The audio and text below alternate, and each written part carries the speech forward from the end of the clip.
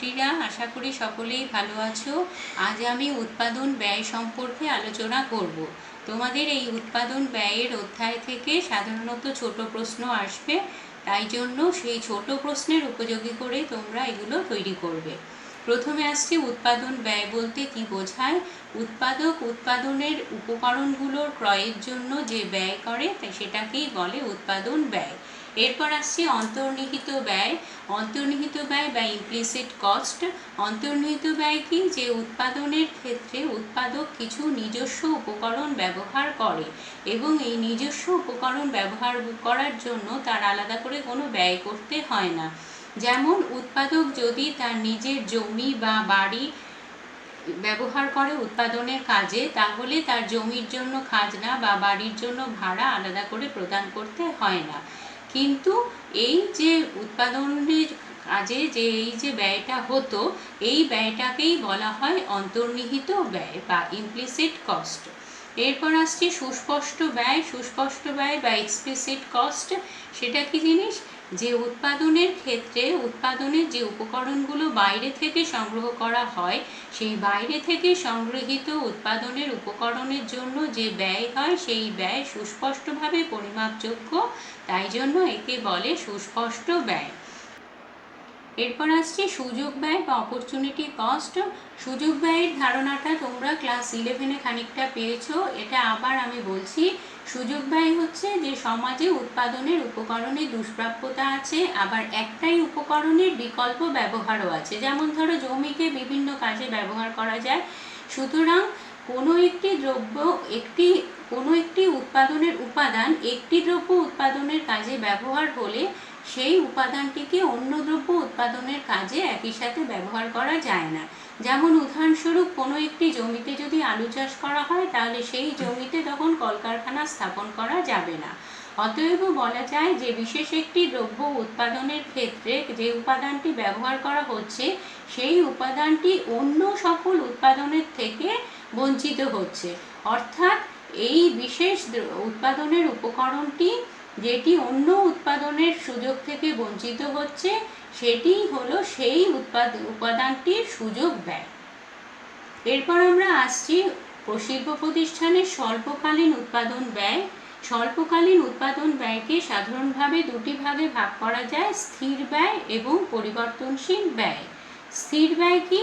যে স্থির ব্যয় হচ্ছে যে কিছু কিছু উপকরণ স্বল্পকালে স্থির থাকে, সেই স্থির উপকরণগুলোর জন্য উৎপাদন প্রতিষ্ঠানের যে ব্যয় হয় তাকে বলে স্থির ব্যয়।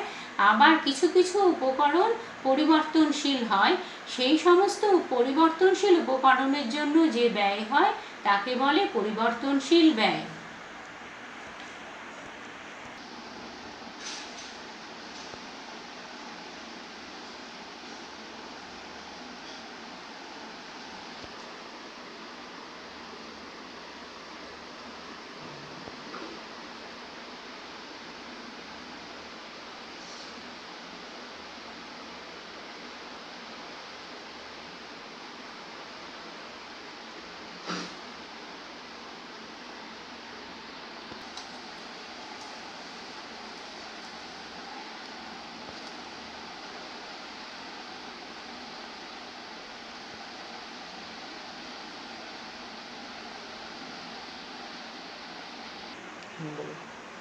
স্থির ব্যয় উদাহরণ দিয়ে বোঝানো যায়, যেমন কারখানা বাড়ির ভাড়া, স্থায়ী কর্মচারীদের বেতন, স্থায়ী মূলধনের সুদ, অবচয় বাবদ ব্যয়, সম্পত্তি কর ইত্যাদি হলো স্থির ব্যয়ের উদাহরণ।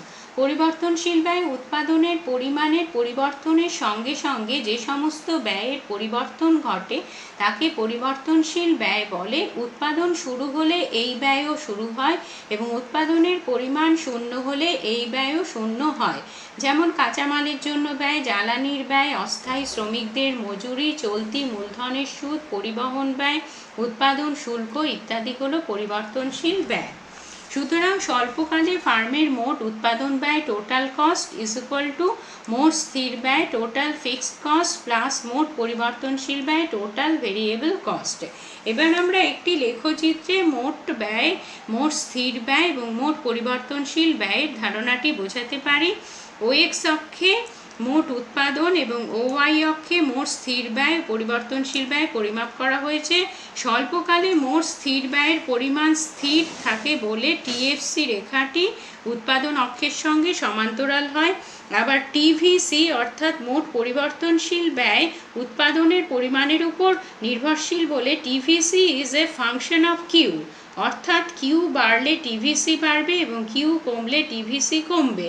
আবার কিউ শূন্য হলে টিভিসি শূন্য, তাই টিভিসি রেখাটি ও বিন্দু বা উৎস বিন্দু থেকে শুরু হয়ে ডান দিকে ঊর্ধ্বমুখী হয়। TFC plus TVC is equal to TC, তাই টিভিসি রেখাটিকে যদি এল বিন্দু পর্যন্ত উপরে তোলা দেওয়া হয় তাহলে টিসি রেখা পাওয়া যাবে। অর্থাৎ আমরা লেখচিত্রে দেখতে পাচ্ছি জি কিউ পরিমাণ মোট স্থির ব্যয় আর জিএল পরিমাণ মোট পরিবর্তনশীল ব্যয়, এবং এই দুটি যোগফল হিসেবে যে রেখাটি দেখানো হয়েছে টিসি, এটি হলো মোট ব্যয় রেখা। এবার আমরা আসছি স্থির ব্যয় ও পরিবর্তনশীল ব্যয়ের পার্থক্য। স্থির ব্যয় হলো একটি স্বল্পকালীন ঘটনা, পরিবর্তনশীল ব্যয় একটি দীর্ঘকালীন ঘটনা। স্থির ব্যয় পূর্ব চুক্তি অনুসারে করতে হয়, পরিবর্তনশীল ব্যয়ের ক্ষেত্রে এ ধরনের কোনো চুক্তি থাকে না। এটা একটু বলি বুঝিয়ে, যে স্থির ব্যয় পূর্ব চুক্তি অনুসারে করতে হয় অর্থাৎ যে ধরো কোনো কলকারখানা কোনো একটা জমির উপর গড়ে উঠেছে, তাহলে সেই জমিটার জন্য উৎপাদন শুরু হওয়ার আগেই সেই জমিটা নিতে হচ্ছে এবং সেই কলকারখানা যে জমিটার উপর সেই জমিটার খাজনা দিতে হচ্ছে, অর্থাৎ কি এটা চুক্তি অনুসারে হচ্ছে। আর পরিবর্তনশীল ব্যয় যেমন কাঁচামালের ব্যয়, এটা উৎপাদন শুরু না হলে এটার ব্যয় হবে না, সুতরাং পরিবর্তনশীল ব্যয়ের ক্ষেত্রে কোনো চুক্তি থাকে না। তৃতীয়ত, উৎপাদন শূন্য হলেও স্থির ব্যয় বহন করতে হয়, পরিবর্তনশীল ব্যয় শূন্য হয় উৎপাদন যখন শূন্য। স্বল্পকালে ফার্মের স্থির ব্যয় পূরণ করা না গেলেও উৎপাদন বন্ধ করা হয় না, কারণ ক্ষতির পরিমাণ স্থির ব্যয়ের সমান হয়। দীর্ঘকালে পরিবর্তনশীল ব্যয় না উঠলে ফার্মের মোট ক্ষতির পরিমাণ অনেক বেশি হয়, তাই দীর্ঘকালে ফার্ম কমপক্ষে পরিবর্তনশীল ব্যয় তুলতে না পারলে উৎপাদন বন্ধ করে দেয়। এরপর আমরা আসছি স্বল্পকালীন গড় ব্যয়ে। মোট ব্যয়কে যদি উৎপাদনের পরিমাণ দিয়ে ভাগ করা হয় তাহলে আমরা গড় ব্যয় পাই TC divided by Q is equal to AC. এবার AC is equal to TFC plus TVC by Q, that is TFC by Q plus TVC by Q is equal to AFC plus AVC. সুতরাং গড় ব্যয় সমান সমান গড় স্থির ব্যয় average fixed cost plus গড় পরিবর্তনশীল ব্যয় অ্যাভারেজ ভেরিয়েবল কস্ট। এরপর গড় স্থির ব্যয়, উৎপাদন বৃদ্ধি পেতে থাকলে গড় স্থির ব্যয় কমতে থাকে, কিন্তু কখনোই এটি শূন্য বা ঋণাত্মক হয় না। তাই গড় স্থির ব্যয় রেখার আকৃতি আয়তক্ষেত্রিক পরাবৃত্তের মতো, অর্থাৎ রেক্ট্যাঙ্গুলার হাইপারবোলিক শেপ। এটা দেখো রেখচিত্রের মাধ্যমে দেখিয়েছি। লম্ব অক্ষে আমরা গড় স্থির ব্যয় পরিমাপ করছি আর অনুভূমিক অক্ষে উৎপাদনের পরিমাণ পরিমাপ করছি। একটা নিম্নমুখী রেখা পেয়েছি, সেটি হচ্ছে এএফসি। যখন উৎপাদনের পরিমাণ ও কিউ জিরো, স্থির ব্যয় হচ্ছে ও এফ জিরো। উৎপাদনের পরিমাণ যখন বাড়ছে ও কিউ ওয়ান, গড় স্থির ব্যয় কমে ও এফ ওয়ান হচ্ছে। উৎপাদনের পরিমাণ আরও বেড়ে গেলে ও কিউ টু হলে গড় স্থির ব্যয় আরও কমে যাচ্ছে, ও এফ টু হচ্ছে। তাহলে এএফসি রেখার আমরা কি কি বৈশিষ্ট্য পাচ্ছি, যে এএফসি রেখা ওপরের বাম দিক থেকে নিচের ডান দিকে নিম্নমুখী হয়। দ্বিতীয়ত, এএফসি রেখা কখনোই অনুভূমিক অক্ষকে স্পর্শ করে না, তার কারণ হচ্ছে অনুভূমিক অক্ষকে স্পর্শ করলে এএফসি জিরো হয়ে যাবে, কিন্তু স্বল্পকালে গড় স্থির ব্যয় কখনোই শূন্য হয় না। তৃতীয়ত, এএফসি রেখা যত নিম্নমুখী হয় ততই এক্স অক্ষের নিকটবর্তী হয়। এরপর আমরা আসছি গড় পরিবর্তনশীল ব্যয়। ক্রমবর্ধমান উৎপাদন বিধির কার্যকারিতার ফলে উৎপাদনের গোড়ার দিকে ফার্মের স্বাভাবিক উৎপাদন ক্ষমতা পর্যন্ত গড় পরিবর্তনশীল ব্যয় কমতে থাকে। উৎপাদনের এই স্তর অতিক্রম করার পর ক্রমহ্রাসমান উৎপাদন বিধি কার্যকরী হয়, ফলে গড় পরিবর্তনশীল ব্যয় বৃদ্ধি পেতে থাকে। এর ফলে গড় পরিবর্তনশীল রেখা ইউ আকৃতির হয়। লেখচিত্রে এটা আমরা দেখিয়েছি। লম্ব অক্ষে আমরা পরিবর্তনশীল ব্যয় পরিমাপ করছি, অনুভূমিক অক্ষে উৎপাদনের পরিমাণ পরিমাপ করছি। ইউ আকৃতির এভিসি রেখা পেয়েছি। যখন উৎপাদনের পরিমাণ ও কিউ জিরো, তখন ক্রমবর্ধমান উৎপাদন বিধির কার্যকারিতার জন্য গড় পরিবর্তনশীল ব্যয় কমছে। তার জন্য ও কিউ জিরো উৎপাদনের স্তরে গড় পরিবর্তনশীল ব্যয় কিউ জিরো ভি জিরো। আবার উৎপাদনের পরিমাণ যখন বাড়ছে ও কিউ ওয়ান স্তরে যখন আসছে, তখন গড় পরিবর্তনশীল ব্যয় সবচেয়ে কম হচ্ছে, ভি ওয়ান কিউ ওয়ান হচ্ছে। কিন্তু এরপরে উৎপাদন আরও বাড়ালে ক্রমহ্রাসমান উৎপাদন বিধি কার্যকরী হচ্ছে, তাই গড় পরিবর্তনশীল ব্যয় বাড়ছে। তখন ও কিউ টু উৎপাদনের স্তরে পরিবর্তনশীল ব্যয় হচ্ছে ভি টু কিউ টু। এরপর আমরা আসছি গড় ব্যয় রেখা। গড় ব্যয় রেখা, যেহেতু আমরা আগে বলেছি যে গড় ব্যয় এসি হলো মোট স্থির ব্যয়, গড় স্থির ব্যয় এবং গড় পরিবর্তনশীল ব্যয়ের যোগফল। এখানে লেখচিত্রে আমরা তিনটি রেখা দেখিয়েছি একসাথে। এএফসি মানে গড় স্থির ব্যয় রেখা, এভিসি গড় পরিবর্তনশীল ব্যয় রেখা, এসি গড় ব্যয় রেখা। উৎপাদন বৃদ্ধির প্রথম দিকে এএফসি ও এএফসি এবং এভিসি দুটোই কমছে, তার ফলে এসি রেখা খুব দ্রুত গতিতে নিচের দিকে নামছে। এরপর উৎপাদন বৃদ্ধি পেতে থাকলে এএফসি কমছে কিন্তু এভিসি বাড়ছে। তার জন্য এসি রেখা খুব ধীর গতিতে ঊর্ধ্বমুখী হয়।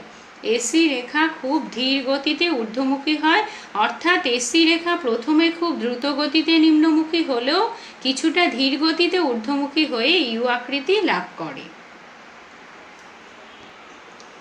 এরপর আমরা আসছি দীর্ঘকালীন গড় ব্যয় রেখা। দীর্ঘকালে ফার্ম তার উৎপাদনের সমস্ত উপাদান এবং উপকরণের পরিবর্তন ঘটাতে পারে, তবে উৎপাদনের ক্ষেত্রে যে সমস্ত অবিভাজ্য উপাদান থাকে সেগুলি দীর্ঘকালে পরিবর্তন করা সহজসাধ্য হয়ে ওঠে না। এই অবিভাজ্য উপাদানগুলির জন্য উৎপাদন বৃদ্ধির গোড়ার দিকে দীর্ঘকালে গড় উৎপাদন ব্যয় হ্রাস পেতে পারে এবং পরে তা বৃদ্ধি পেতে পারে। এই জন্য দীর্ঘকালীন গড় ব্যয়রেখাও ইউ আকৃতির হয়, তবে কিছুটা চ্যাপ্টা আকৃতির হয়। কতটা চ্যাপ্টা হবে তা নির্ভর করে সময় মেয়াদের উপর। সময় মেয়াদ যত দীর্ঘতর হবে ততই দীর্ঘকালীন গড় ব্যয়রেখা বেশি চ্যাপ্টা হবে। এখানে আমরা লেখচিত্রে দেখিয়েছি লম্ব অক্ষে দীর্ঘকালীন গড় ব্যয় পরিমাপ করা হচ্ছে এবং অনুভূমিক অক্ষে উৎপাদনের পরিমাণ পরিমাপ করা হয়েছে। এখানেও আমরা একটি ইউ আকৃতির দীর্ঘকালীন গড় ব্যয়রেখা পাচ্ছি, কিন্তু এই দীর্ঘকালীন গড় ব্যয়রেখা অনেক চ্যাপ্টা বা ফ্ল্যাটার কার্ভ। এরপর আসছি ফার্মের গড় ব্যয় ও প্রান্তিক ব্যয় সম্পর্কে। গড় ব্যয়, ফার্মের গড় উৎপাদন ব্যয় বলতে বোঝায় প্রতি একক উৎপাদন ব্যয় AC is equal to TC by Q. প্রান্তিক ব্যয় বা মার্জিনাল কস্ট, অতিরিক্ত এক একক দ্রব্য উৎপাদনের জন্য ফার্মের যে অতিরিক্ত ব্যয় হয় তাকেই প্রান্তিক ব্যয় বলে। MC is equal to delta TC by delta Q. Delta বলতে আমরা নিম্নতম পরিবর্তন বোঝাতে ডেল্টা চিহ্নটা ব্যবহার করি। MC is equal to delta TFC by delta Q plus delta TVC by delta Q. তাহলে MC is equal to marginal fixed cost plus marginal variable cost. কিন্তু স্বল্পকালে মোট ব্যয় স্থির বলে delta TFC is equal to 0 হয়। সুতরাং MC বা marginal cost is equal to delta TVC by delta Q, অর্থাৎ MC marginal cost is equal to MVC marginal variable cost. অর্থাৎ স্বল্পকালে প্রান্তিক ব্যয়ের মধ্যে কেবলমাত্র পরিবর্তনশীল ব্যয় থাকে। প্রান্তিক ব্যয়রেখাটিও ইউ আকৃতির হয়, লেখচিত্রে যেমন দেখানো হয়েছে। এবার আমরা আসছি গড় ব্যয় ও প্রান্তিক ব্যয়ের সম্পর্কে। উৎপাদন বৃদ্ধির গোড়ার দিকে প্রান্তিক ব্যয় হ্রাস পায়, কিন্তু উৎপাদনের একটি স্তরে প্রান্তিক ব্যয় সর্বনিম্ন হয়। লেখচিত্রে এম বিন্দুতে দেখাচ্ছে এসি সর্বনিম্ন এবং এই এম বিন্দুতেই এমসি রেখা নিচের দিক থেকে এসি রেখাকে ছেদ করছে। উৎপাদনের সেই স্তর ছাড়িয়ে গেলে উৎপাদন বৃদ্ধি পেলে প্রান্তিক ব্যয়ও বৃদ্ধি পায়, সেজন্য প্রান্তিক ব্যয়রেখা এসি রেখার মতো ইউ আকৃতির হয়। প্রথম দিকে গড় ব্যয় এসি ও প্রান্তিক ব্যয় এমসি উভয়ই হ্রাস পায়, কিন্তু এসি গ্রেটার দ্যান এমসি হয়। চিত্রে এম বিন্দুর আগের স্তর হচ্ছে প্রাথমিক স্তর।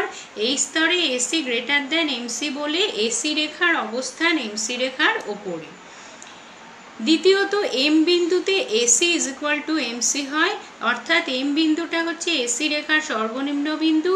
এখানে পরস্পরকে ছেদ করছে, তাই AC is equal to MC হচ্ছে। 3 নম্বর, এরপর চিত্রে এম বিন্দুর পরে উৎপাদন বাড়তে থাকলে অর্থাৎ ও কিউ থেকে বেশি উৎপাদন হলে এসি বাড়ে, কিন্তু এমসি বাড়ে এসির থেকে বেশি হারে, অর্থাৎ এমসি গ্রেটার দ্যান এসি হয়। তাই জন্য এম বিন্দুর পরবর্তী ক্ষেত্রে চিত্রে এমসি রেখার অবস্থান এসি রেখার ওপরে, তাই এমসি গ্রেটার দ্যান এসি।